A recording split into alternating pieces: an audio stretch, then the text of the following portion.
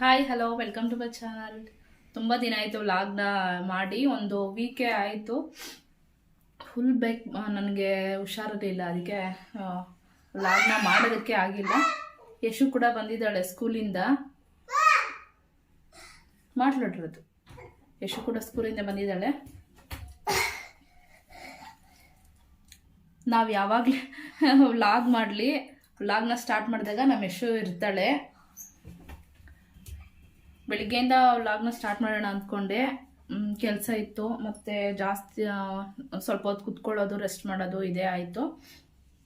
ಈಗ ಹೋಗ್ಬೇಕಾದ್ರೆ ಆವಾಗಲೇ ಹಾಸ್ಪಿಟ್ಲಿಗೆ ಹೋಗ್ಬಿಟ್ಟು ಬಂದ್ವಿ. ಒಂದು 2 ನಿನ್ನೆ ಫುಲ್ಲು ಜಾಸ್ತಿ ಆಗ್ಬಿಟ್ಟಿತ್ತು. ಮೊನ್ನೆ ಚಳಿ ಜ್ವರ ಬಂದಂಗಾಯಿತು, ಅದಕ್ಕೆ ಮಲ್ಕೊಂಡ್ಬಿಟ್ಟಿದ್ದೆ ಫಸ್ಟು.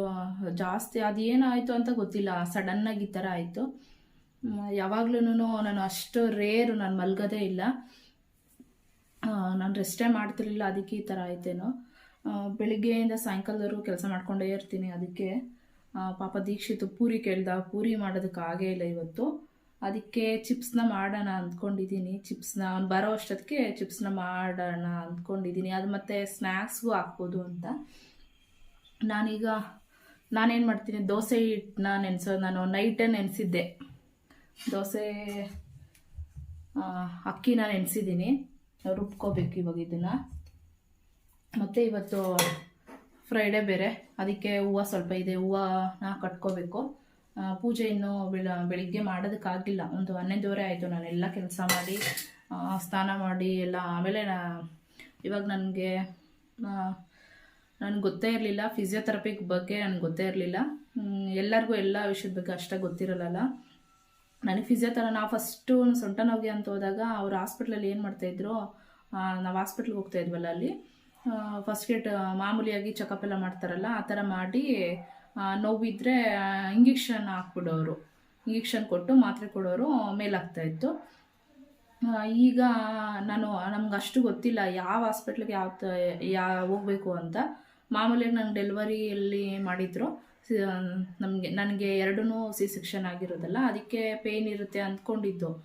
ಅಂದರೆ ನಾವು ಕ್ಯಾಲ್ಶಿಯಂ ವಿಟಮಿನ್ಸ್ ಏನಾದರೂ ಕಡಿಮೆ ಆದಾಗ ಸೊಂಟ ನೋವು ಬರುತ್ತೆ ಅಂತ ಹೇಳ್ತಾರಲ್ಲ, ಆ ಥರ ಆಗಿರುತ್ತೆ ಅಂದ್ಕೊಂಡೆ. ಏನಾಯಿತು ಅಂತ ಗೊತ್ತಿಲ್ಲ, ಫುಲ್ಲು ಚಳಿ ಜ್ವರ ಬಂದುಬಿಡ್ತು. ಮತ್ತು ಚಳಿ ಜ್ವರ ಬಂತು, ಕಾಲೆಲ್ಲ ಪೇಯ್ನ್ ಆಗಿಬಿಡ್ತು, ಮತ್ತು ಸೊಂಟ ಕೂಡ ಫುಲ್ಲು ಜಾಸ್ತಿ ಪೇಯ್ನ್ ಆಗೋಕ್ಕೆ ಸ್ಟಾರ್ಟ್ ಆಯಿತು.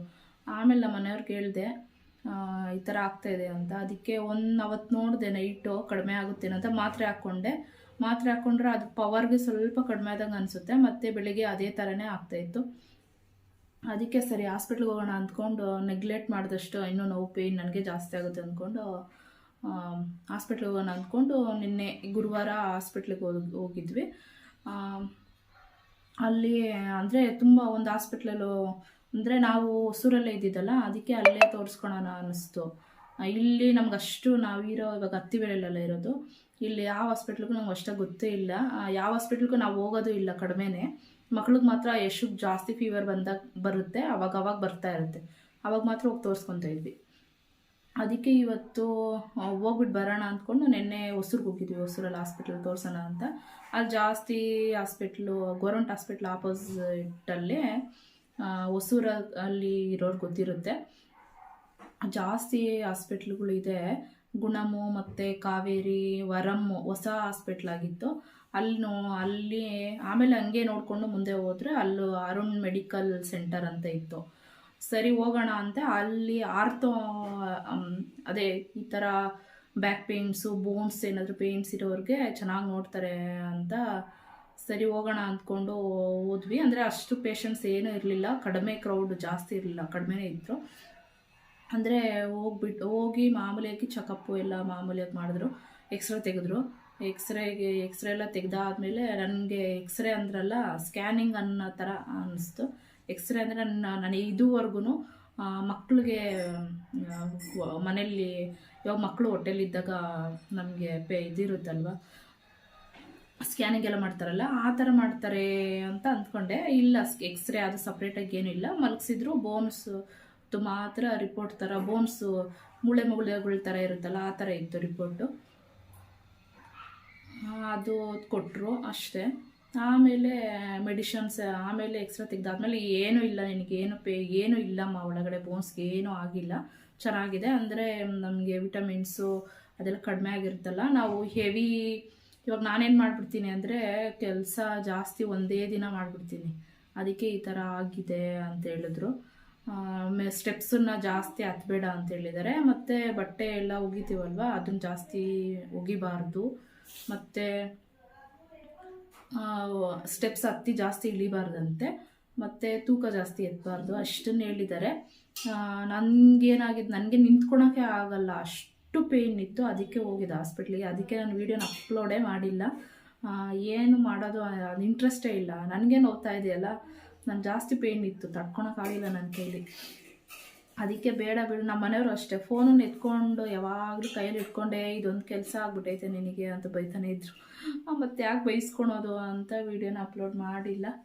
ಈ ವಿಡಿಯೋ ಅದಕ್ಕೆ ಸರಿ ಜಾಸ್ತಿ ದಿನ ಆಯ್ತಲ್ಲ, ಜಾಸ್ತಿ ಗ್ಯಾಪ್ ಆಗೋಯ್ತು, 1 ವಾರ ಆಗೋಯ್ತು ಅಂದ್ಕೊತೀನಿ, ಅಷ್ಟು ಗ್ಯಾಪ್ ಆಗೋಯ್ತು. ನೈಟೇ ನಾನು ಅದಕ್ಕೆ ನನ್ನ ಕೈಲಿ ಸಾಯಂಕಾಲ ಆಗ್ತಾ ಇನ್ನು ಹೋಮ್ವರ್ಕ್ ಎಲ್ಲ ಇರುತ್ತಲ್ವ.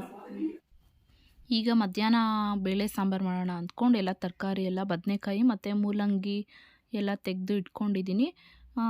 ನಾನು ಸ್ವಲ್ಪ ತೊಗರಿ ಬೇಳೆನ ನೆನೆಸಿ ಇಟ್ಟಿದ್ದೀನಿ. ನನಗೆ ಎಷ್ಟು ನಾನು ಮನೆಯಲ್ಲಿ ಕ್ವಾಂಟಿಟಿ ಯಾವ ಥರ ಮಾಡ್ತೀನೋ ಆ ರೀತಿ ನಾನು ಎಲ್ಲ ಕಟ್ ಮಾಡ್ಕೊಳ್ಳೋದಕ್ಕೆ ಎಲ್ಲ ಇಟ್ಕೊಂಡಿದ್ದೀನಿ. ಮೂಲಂಗಿ ಮತ್ತು ಬದನೆಕಾಯಿನ ಅಷ್ಟನ್ನೇ ಹಾಕೋಣ ಅಂದ್ಕೊಂಡಿದ್ದೀನಿ. ಆಲೂಗಡ್ಡೆ ಹಾಕಿದ್ರೆ ಅದು ಸ್ವಲ್ಪ ವಾಯು ಪದಾರ್ಥ ಅಲ್ವಾ, ಈ ಥರ ಪೇಯ್ನ್ ಇದ್ದಾಗ ಆ ಥರ ಎಲ್ಲ ಅದನ್ನು ತಿನ್ನಬಾರ್ದು ಅಂತ ಎಲ್ಲ ಕಟ್ ಮಾಡಿ ಈಗ ಸಾಂಬಾರಿಗೆ ಇಡ್ತಾಯಿದ್ದೀನಿ.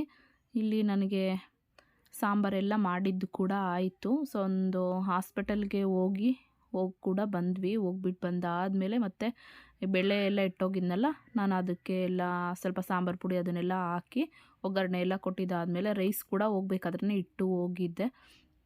ಬಂದಾದಮೇಲೆ ಈಗ ಊಟ ಮಾಡ್ತಾಯಿದ್ದೀನಿ. ಯಶು ಕೂಡ ನಾನು ಬರೋ ಅಷ್ಟೊತ್ತಿಗೆ ಯಶು ಕೂಡ ನಾನು ಬಂದಾದಮೇಲೆ ಒಂದು 5 ನಿಮಿಷ ಆದಮೇಲೆ ಯಶು ಕೂಡ ಬಂದಳು. ಇದು ಈಗ ಫಿಸಿಯೋಥೆರಪಿಗೆ ಡೈಲಿ ಹೋಗ್ತಾ ಒಂದು 5 ಡೇಸ್ ಕಂಟಿನ್ಯೂಸ್ ಆಗಿ ಹೋಗಬೇಕು ಅಂತ ಹೇಳಿದ್ದಾರೆ. ಅದಕ್ಕೆ ಹೋಗ್ಬಿಟ್ಟು ಬಂದ್ವಿ ಹಾಸ್ಪಿಟ್ಲಿಗೆ. ಈಗ ಊಟ ಮಾಡ್ತಾಯಿದ್ದೀನಿ. ಮತ್ತು ದೋಸೆ ಹಿಟ್ಟನ್ನ ನಾನು ನೈಟು ನೆನೆ ಇಟ್ಟಿದ್ದೆ. ಬೆಳಗ್ಗೆ ರುಬ್ಬಿದ್ರೆ, ಬೆಳಗ್ಗೆ ಇಲ್ಲ ಮಧ್ಯಾಹ್ನ ರುಬ್ಬಿದ್ರೆ ಚೆನ್ನಾಗಿ ಬರುತ್ತೆ, ಸ್ಮೂತಾಗಿ ಬರುತ್ತೆ ದೋಸೆ. ಕ್ರಿಸ್ಪಿ ಆಗಬೇಕಂದ್ರೆ ನಾವು ಬೆಳಗ್ಗೆ ನೆನೆ ಇಟ್ಟು ಸಾಯಂಕಾಲ ರುಬ್ಕೊತೀವಲ್ಲ, ಇಲ್ಲ ನಾನು ಇಲ್ಲಿ ನೈಟು ನೆನೆ ಇಟ್ಟಿದ್ದೆ. ಈಗ ಬಟ್ಟೆ ಕೂಡ ಇತ್ತು, ವಾಷಿಂಗ್ ಮಿಷಿನ್ಗೆ ಹಾಕಿದ್ದೆ. ನಮ್ಮ ಮಿಷಿನ್ನಲ್ಲಿ ಅಷ್ಟು ಕ್ಲೀನಾಗಿ ಹೋಗಲ್ಲ, IFP ಇದು ಮಿಷಿನ್ನು.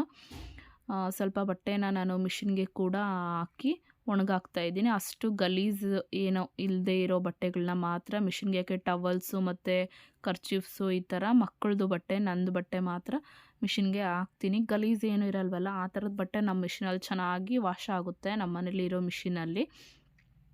ಮತ್ತು ಏನಾದರೂ ಕರೆಗಳಾಗಿದ್ದರೆ ಆ ಥರದ್ದೆಲ್ಲ ಹೋಗಲ್ಲ, ಕಾಲರ್ ಹತ್ರ ಮತ್ತು ಪ್ಯಾಂಟ್ ಲೆಗ್ಸ್ ಹತ್ರ ಎಲ್ಲ ಕೆಳಗಡೆ ಎಲ್ಲ ಹಾಗೆ ಇರುತ್ತೆ. ಅದಕ್ಕೆ ಅವನ್ನ ಸ್ವಲ್ಪ ನೆನೆ ಇಟ್ಬಿಟ್ಟು ಒಗೆದಾಕ್ತೀನಿ. ಈಗ ನನಗೆ ಹುಷಾರಿಲ್ಲ ಅಂತ ನಾನು ಮಿಷಿನ್ಗೆ ಸ್ವಲ್ಪ ಬಟ್ಟೆನ ಹಾಕಿದ್ನಲ್ಲ, ಅದನ್ನು ಒಣಗಾಕ್ತಾಯಿದ್ದೀನಿ. ಮಕ್ಕಳದು ನಂದು ಮಾತ್ರ. ಇದು ಸ್ವಲ್ಪ ಆದರೂ ಬಟ್ಟೆಗಳು ಜಾಸ್ತಿ ಇತ್ತು, 3-4 ಡೇಸಿಂದ ಮಲ್ಗೆ ಇದ್ದೆ ನಾನು, ಅದಕ್ಕೆ ಬಟ್ಟೆ ಜಾಸ್ತಿ ಇತ್ತು. ಅದಕ್ಕೆ ಎಷ್ಟು ಕೈಲಾದಷ್ಟು ಇಲ್ಲಿ ನಾನು ಕೆಲಸನ ಮಾಡ್ತಾಯಿದ್ದೀನಿ. ಸ್ವಲ್ಪ ಬಟ್ಟೆ ಈ ಥರ ಎಲ್ಲ ವಾಷಿಂಗ್ ಮಿಷಿನಿಂದ ಸ್ವಲ್ಪ ಹೆಲ್ಪ್ ಆಗ್ತಾ ಇರುತ್ತೆ. ಬಟ್ಟೆ ಕೈಯಲ್ಲಿ ಒಗೆಯೋ ಬಟ್ಟೆನ ಇನ್ನೊಂದು ದಿನ ಯಾವಾಗಾದರೂ ಸ್ವಲ್ಪ ಕ್ಯೂರ್ ಆದಮೇಲೆ ಒಕ್ಕೊಳ್ಳೋಣ ಅಂತ. ಸ್ಟೆಪ್ಸ್ ಕೂಡ ಹತ್ತಬಾರ್ದು ಅಂತ ಹೇಳಿದರು, ಆದ್ರೂ ಇನ್ನೇನು ಮಾಡೋದು, ಮೇಲೆ ಹತ್ತಿ ಒಣಗಾಕಿಲ್ಲ ಅಂದರೆ ಕೆಳಗಡೆ ಒಣಗಲ್ಲ ಅಂತ ಮೇಲೆ ಒಣಗಾಕೋಣ ಅಂತ ಇಲ್ಲಿ ಒಣಗಾಕ್ತಾಯಿದ್ದೀನಿ. ಇಲ್ಲಿ ಕ್ಲಿಪ್ಸ್ನೆಲ್ಲ ನಾನು ಬಿಸಿಲಿಗೆ ಹಂಗೆ ಬಿಟ್ಬಿಟ್ಟಿರ್ತೀನಿ. ಆ ಬಿಸಿಲಿಗೆ ಬಿಡೋದ್ರಿಂದ ಎಲ್ಲ ಕ್ಲಿಪ್ಸ್ ಎಲ್ಲ ಸ್ವಲ್ಪ ಒಡೆದೋಗುತ್ತೆ, ಮತ್ತು ಮಕ್ಕಳು ಆಟಾಡೋದು ಕೂಡ ಎತ್ಕೊತಾರೆ ಇಲ್ಲಿ ಮಾಡಿ ಮೇಲೆ ಬಂದಾಗ. ಫಿಸಿಯೋಥೆರಪಿ ಬಗ್ಗೆ ನನಗೆ ಗೊತ್ತೇ ಇರಲಿಲ್ಲ, ಅದನ್ನೇ ಹೇಳೋಣ ಅಂತ ಹಾಗೆ ಯಶು ಬಂದಳು, ಮಾತಾಡೋದಕ್ಕಾಗಿಲ್ಲ. ಫಿಸಿಯೋಥೆರಪಿ ಅಂದರೆ ಸ್ವಲ್ಪ ಮಸಾಜ್ ಟೈಪ್ನ ಮಾಡ್ತಾರೆ. ಒಂದು 5 ಡೇಸ್ ಕಂಟಿನ್ಯೂಸ್ ಆಗಿ ಈ ಥರ ಏನಾದರೂ ಪೇಯ್ನ್ಸ್ ಇದ್ದಾಗ ಫಿಸಿಯೋಥೆರಪಿಗೆ ಬರ್ಕೊಡ್ತಾರಂತೆ. ಎಕ್ಸ್ರೇ ಆದಮೇಲೆ ಫಿಸಿಯೋಥೆರಪಿಗೆ ಬರ್ಕೊಟ್ಟಿದ್ರು. ಮಸಾಜ್ ಟೈಪು ಮಾಡಿದ್ರಷ್ಟೇ, ಎಕ್ಸಸೈಸ್ ಹೇಳ್ಕೊಡ್ತಾರೆ ಅಂತೇಳಿದರು. ಎಕ್ಸಸೈಸ್ ಏನೋ ಹೇಳ್ಕೊಡ್ಲಿಲ್ಲ. ಇಲ್ಲಿ ನೈಟು ಚಿಪ್ಸ್ನ ಮಾಡ್ತಾಯಿದ್ದೆ. ಒಂದು ಹಾಫ್ kg ಅಷ್ಟು ಆಲೂಗಡ್ಡೆನ ಸಿಪ್ಪೆ ಎಲ್ಲ ತೆಗೆದು ನೀರಲ್ಲಿ ಹಾಕಿ ಇಟ್ಕೊಂಡಿದ್ದೀನಿ. ಪಾಪ ದೀಕ್ಷಿತ್ ಕೇಳ್ತಾನೆ ಇದ್ದ, ಪೂರಿ ಕೇಳ್ದ. ಪೂರಿ ಮಾಡೋದಕ್ಕೆ ನನ್ನ ಕೈಲಿ ಆಗಿಲ್ಲ, ನಿಂತ್ಕೊಂಡು ಜಾಸ್ತಿ ಹೊತ್ತು ಮನೇಲಿ ಇವಾಗ ನಾವು ಜಾಸ್ತಿ ಜನ ಇದ್ದೀವಲ್ವ, ಪೂರಿ ಮಾಡಬೇಕಂದ್ರೆ ಸ್ವಲ್ಪ ಟೈಮ್ ಹಿಡಿಸುತ್ತೆ. ಅದಕ್ಕೆ ಈ ರೀತಿ ಮಾಡೋಣ ಅಂತ ಸ್ವಲ್ಪ ದಪ್ಪವಾಗಿ ಸ್ಲೈಸಾಗಿ ಕಟ್ ಮಾಡ್ಕೊಂಡಿದ್ದೀನಿ ಆಲೂಗಡ್ಡೆನ. ಅಂದರೆ ಈ ಥರ ಕಟರ್ ಇರುತ್ತಲ್ವ, ಇದರಲ್ಲಿ ನಾನು ತುರ್ಕೊಂಡಿದ್ದೆ ಇದನ್ನು ಆಲೂಗಡ್ಡೆನ. ಇದು ಇನ್ನೂ ಸಣ್ಣದಾಗಿ ತುರ್ಕೊಂಡ್ರೆ ಚಿಪ್ಸ್ ಥರ ಮಾಡ್ಕೋಬೋದು. ಇದು ನನಗೆ ಫ್ರೆಂಚ್ ಫ್ರೈಸ್ ಥರ ಮಾಡ್ತೀವಲ್ಲ, ರೌಂಡಾಗಿ ಕೂಡ ಮಾಡ್ತಾಯಿದ್ದೀನಿ, ಮತ್ತು ಸ್ಲೈಸಸ್ ಆಗಿ ಕೂಡ ಮಾಡೋಣ ಅಂದ್ಕೊಂಡು ಮಾಡ್ತಾಯಿದ್ದೀನಿ.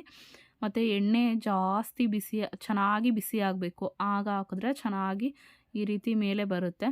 ಇದು ಎರಡೂ ಕಡೆ ಚೆನ್ನಾಗಿ ಫ್ರೈ ಆದಮೇಲೆ ನಾನು ಅಂದರೆ ಸ್ವಲ್ಪ ಎಣ್ಣೆ ಹೀರ್ಕೊಳ್ಳುತ್ತೆ. ಈ ಥರ ಸ್ವಲ್ಪ ದಪ್ಪ ಕಟ್ ಮಾಡ್ಕೊತೀವಲ್ವ, ಎಣ್ಣೆ ಹೀರ್ಕೊಳ್ಳುತ್ತೆ ಜಾಸ್ತಿ. ಅವನು ಪೂರಿ ಕೇಳ್ತಾ ಇದ್ದ ಅಂತ ಮಾಡೋದಕ್ಕಾಗಿಲ್ಲ ಅಂತ ಈ ರೀತಿ ಮಾಡಿಕೊಟ್ರೆ ಸ್ವಲ್ಪ ಸಮಾಧಾನ ಆಗ್ತಾನೆ ಅಂತ ಈ ರೀತಿ ಮಾಡಿಕೊಟ್ಟೆ. ಈಗ ಫ್ರೆಂಚ್ ಫ್ರೈಸ್ ಥರ ಮಾಡೋಣ ಅಂದ್ಕೊಂಡು ಫ್ರೆಂಚ್ ಫ್ರೈಸ್ ಥರನೂ ಕಟ್ ಮಾಡ್ಕೊಂಡಿದ್ದೀನಿ ನೋಡಿ. ಈ ರೀತಿ ಬಾಕ್ಸ್ ಥರ ಕಟ್ ಮಾಡ್ಕೊಂಡಿದ್ದೀನಿ. ಅದನ್ನು ಕೂಡ ಫ್ರೈ ಮಾಡ್ತಾಯಿದ್ದೀನಿ. ಇದನ್ನು ಟೊಮೊಟೊ ಕೆಚಪ್ಪು ಮತ್ತು ಟೊಮೊಟೊ ಕೆಚಪ್ ಜೊತೆಗೆ ಚೆನ್ನಾಗಿರುತ್ತೆ. ಟೊಮೊಟೊ ಸಾಸ್ ಜೊತೆಗೆ ಇನ್ನೂ ಚೆನ್ನಾಗಿರುತ್ತೆ. ಮಕ್ಕಳಿಗೆ ಈ ಥರ ಮಾಡಿಕೊಟ್ರೆ ಇಷ್ಟ ಆಗುತ್ತಲ್ವ ಅಂತ ಮಾಡಿದೆ. ನೈಟಿಗೆ ಮಾಡಿದ್ದು ನಾನು. ಒಂದು 2 ರೌಂಡು ಎಣ್ಣೆಯಲ್ಲಿ ಬಿಟ್ಟಿದ್ದೆ. ಮತ್ತು ಇದಕ್ಕೆ ಸ್ವಲ್ಪ ಈಗ ಎಲ್ಲ ಫ್ರೈ ಮಾಡಿ ಇಟ್ಕೊಂಡಾದಮೇಲೆ ಒಂದು ಅರ್ಧ ಸ್ಪೂನಷ್ಟು ಅಚ್ಕಾರದ ಪುಡಿ, ಅರ್ಧ ಸ್ಪೂನಷ್ಟು ಉಪ್ಪು ಅಂದರೆ ಸ್ವಲ್ಪ ಜಾಸ್ತಿನೇ ಹಾಕ್ಕೊಂಡ್ರೆ ಚೆನ್ನಾಗಿರುತ್ತೆ. ಉಪ್ಪು ಥರ ಇದ್ದರೆ ಮಕ್ಕಳಿಗೆ ಇಷ್ಟ ಆಗುತ್ತಲ್ಲ. ಮಕ್ಕಳಿಗೆ ಖಾರ ತಿನ್ನದೇ ಇದ್ದರೆ ಖಾರನ ಸ್ಕಿಪ್ ಮಾಡಿದ್ರೆ ಸರಿ ಹೋಗುತ್ತೆ. ಈ ರೀತಿ ಮಾಡ್ಕೊಂಡಿದ್ದೆ. ಅದನ್ನು ಈ ರೀತಿ ಮಿಕ್ಸ್ ಮಾಡ್ಕೊಂಡಿದ್ದೀನಿ. ಇವತ್ತಿನ ಲಾಗ್ನ ಇಷ್ಟೇ. ಈ ನೈಟ್ಗೆ ಈ ರೀತಿ ಮಾಡಿಕೊಟ್ಟೆ. ಇವತ್ತಿನ ವ್ಲಾಗ್ ನಿಮಗೆ ಇಷ್ಟ ಆಗಿದೆ ಅಂದ್ಕೊಳ್ತೀನಿ. ಫಸ್ಟ್ ಟೈಮ್ ನೋಡ್ತಾ ಇದ್ದರೆ ಸಬ್ಸ್ಕ್ರೈಬ್ ಮಾಡಿಕೊಂಡು ನೋಡಿ. Thank you for watching. Take care. Bye.